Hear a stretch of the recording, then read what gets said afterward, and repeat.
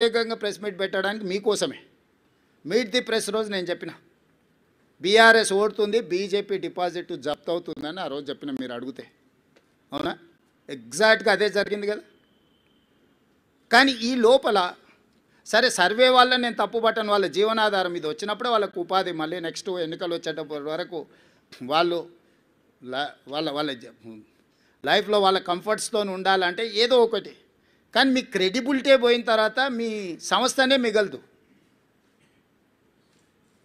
Paid articles కోసము, paid news telecast కోసము సంస్థలు కూడా వ్యాపార దృక్పథంతో ఇట్లాంటి తప్పుడు ప్రచారాలు చేస్తే ఆ తప్పుడు ప్రచారాలు కొద్ది రోజుల్లో తేటతెల్లమైనప్పుడు వచ్చే సమస్యలను కూడా మీడియా సంస్థలు దృష్టిలో పెట్టుకోవాలి.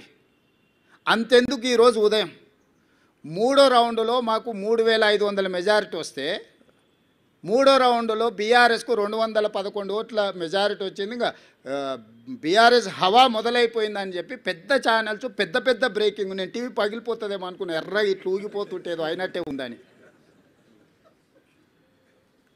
తప్పు ఆ సమాచారం అంటే దబాయిస్తున్నారు ఉల్టారే. మాకు తెలుసా మీకు తెలుసా, మా వాడు లోపల నుంచి పంపిస్తుండని. అంటే ఫలితాలు ఒక పక్కన స్పష్టంగా మొదటి విడత, రెండో విడత, మూడో విడత ఎంతో కొంత కాంగ్రెస్కి అనుకూలంగా ఉన్నప్పుడు కూడా ఇంకా బీఆర్ఎస్ను బతికించాలని ఆ ఛానల్స్ యొక్క ఉత్సాహం అయితే నాకు అర్థం కాలేదు. దయచేసి మిగతా రాష్ట్రంలాగా ఛానల్స్ను కనిపించకుండా చేయాలంటే ఒక నిమిషం పని. పక్క రాష్ట్రంలో కొన్ని ఛానల్స్ లేనే లేవు, అంతో ఇంతో ఇక్కడ ఉన్నాయి. మేము మాకు వ్యతిరేకంగా మీరు వేసినా కూడా ఏమనుకుంటా సరే నడుస్తుందని. కానీ వాస్తవాలు ఒక పక్కన ఎన్నికల కమిషన్ ఇస్తున్న ఫలితాలను కాదని టీవీ ఛానల్స్ ఫలితాలను ఇస్తే ఎట్లా? మీరే ఎన్నికల్ని నిర్వహిస్తారు, మీరే ఎన్నికల ఫలితాలు ప్రకటిస్తారు, మీరే అభ్యర్థులను కూడా గెలిపించి సర్టిఫికేట్ ఇస్తారా అండి? నిన్నగాక మన కామారెడ్డిలో ఒక అమ్మాయి ఎవరో పోయారట, నా కలెక్టర్ వచ్చింది పోస్టింగ్ అని వాళ్ళ ఇంటి వాళ్ళని బ్లఫ్ చేయడానికి. అట్లా మీరేమైనా అభ్యర్థిని అసెంబ్లీకి పంపిస్తారా అండి సర్టిఫికేట్ ఇచ్చి టీవీ ఛానల్స్ వాళ్ళు పేపర్లో? దయచేసి మీ విశ్వసనీయత పోగొట్టుకోకండి. మీకు మా పట్ల వ్యతిరేకత ఉంటే ఇంకో రూపంలో ఏదైనా చూపించండి. మీ యజమానులకు ఏదైనా వ్యాపారాలకు సంబంధించిన అంశాలు ఏమైనా ఉంటే అది ఇంకో దగ్గర చూసుకోండి. కానీ ఈ ఛానల్స్లలో మరీ ఇంత బరితెగింపు, అడ్డగోలుతనము, ఆ పార్టీల కంటే ముందే ఆ పార్టీ వాళ్ళని వచ్చి క్లెయిమ్ చేయాలి. కనీసం మాకు 3వ రౌండ్లో మెజారిటీ వచ్చింది, ఇక మా హవా జరుగుతుంది, అదే ఏంటి పర్వాలేదు. వాళ్ళ తరఫున మీరే ఒకాలతో పుచ్చుకొని మీరే అడ్డగోలు వేసేసి 3569 ఓట్లు ఎన్నో 3వ రౌండ్లో, ఓన్లీ 1 రౌండ్లో 3000 చిల్లర నాకు మెజారిటీ ఉంటే మీరు 211 ఓట్లు మెజారిటీ ఉంది అని చెప్పి బీఆర్ఎస్కు మెజారిటీ ఉంది, ప్రభంజనం మొదలైందని మీరు ఇట్లాంటి విధానము ఇది తెలంగాణ రాష్ట్రానికి మంచిది కాదు. దయచేసి ఈ ఫలితాలు విశ్లేషణలు మీరందరూ చెయ్యండి.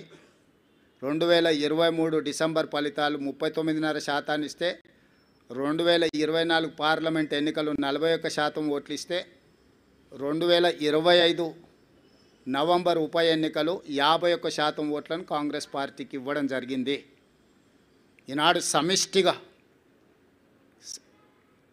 బూత్ స్థాయి కార్యకర్త నుంచి పీసీసీ అధ్యక్షుడు వరకు, వార్డు మెంబర్ నుంచి ముఖ్యమంత్రి వరకు కాంగ్రెస్ పార్టీ శ్రేణులంతా ఒక్క తాటి మీద నిలబడి ఈ జూబ్లీహిల్స్ ఎన్నికల్ని ప్రతిష్టాత్మకంగా తీసుకోవడంతో ఈ ఎన్నికల్లో నెగ్గడం జరిగింది. కాంగ్రెస్ మొత్తం ఒక తాటి మీద ఉన్నప్పుడు ఎవరి తాత కూడా కాంగ్రెస్ పార్టీని ఓడించలేడు. ఇది మళ్ళోసారి నిరూపితమైంది.